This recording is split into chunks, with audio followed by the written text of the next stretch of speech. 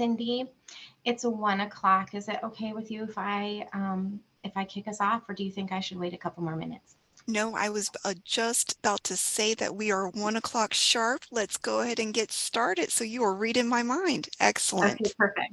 All right, perfect. A little mind meld to get the meeting started is never a bad thing. Hi, everybody. My name is Katie Wisecarver. I am the DURIP Program Manager for the Air Force Office of Scientific Research, and I coordinate for the DoD. So basically that just means I compile stuff for Army and Navy for the DURIP. And we are very excited to have you here today to talk a little bit about the FY25 DURIP, mainly to answer your questions. And so I'm not going to say too much right now. I'm going to really quickly introduce my teammates, Dr. Amanda Netburn, who is the DURIP Program Manager for the Office of Naval Research, and Dr. Sue Case, who is the DURIP Program Manager for the Army Research Office. And we are also here with our contracting teammates, just in case we need their help in answering your questions. A little bit of housekeeping before I share my slides and get started.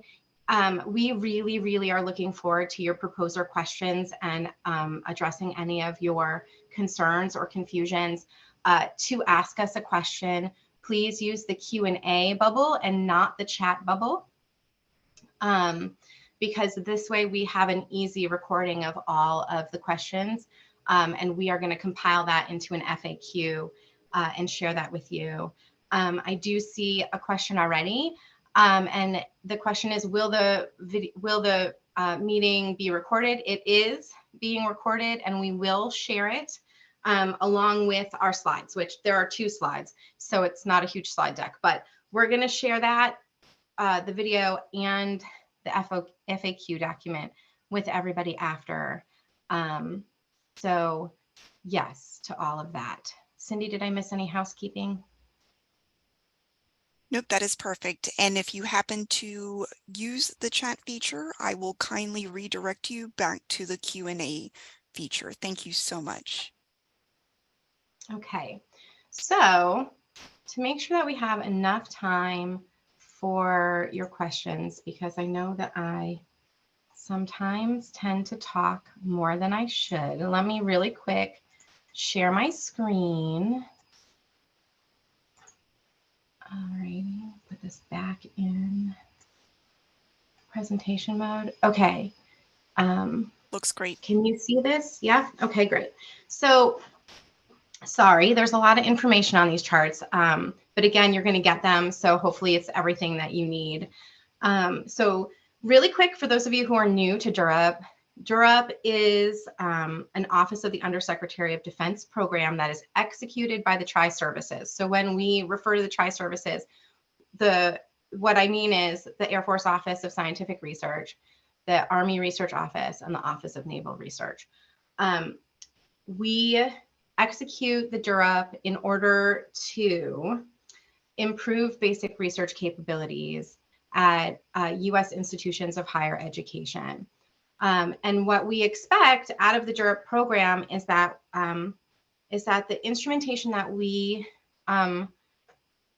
support the acquisition of, this will be used to further state-of-the-art basic research, as well as train the next cadre of STEM professionals. So there are 2 really important aspects to the spirit of the DURIP, and one is that it's basic research enabling, and that it's also all about educating STEM professionals on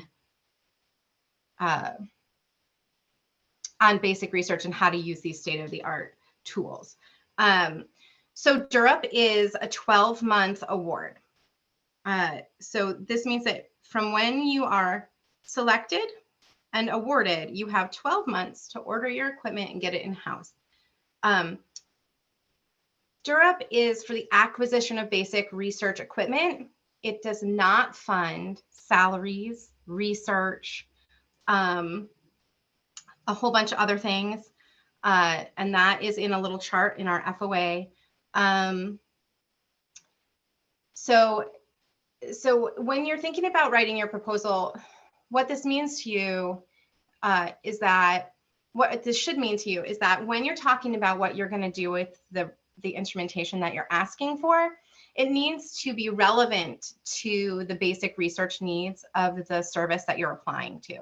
Okay, so if you're applying to AFOSR, for example, then you should have identified a core technical program, or more than one core technical program sometimes, at AFOSR where your research is relevant, because that's one of the main evaluation criteria.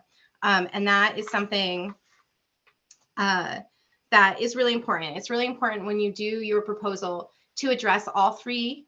There's only 3 evaluation criteria, and it's really important that your proposal addresses all 3 very solidly, because the main problem with DURIP is that we get many competitive proposals, and we don't have enough dollars to fund all of the ones that we could fund. So it's really important to really have the strongest justification on how your work will be relevant to the services, and how and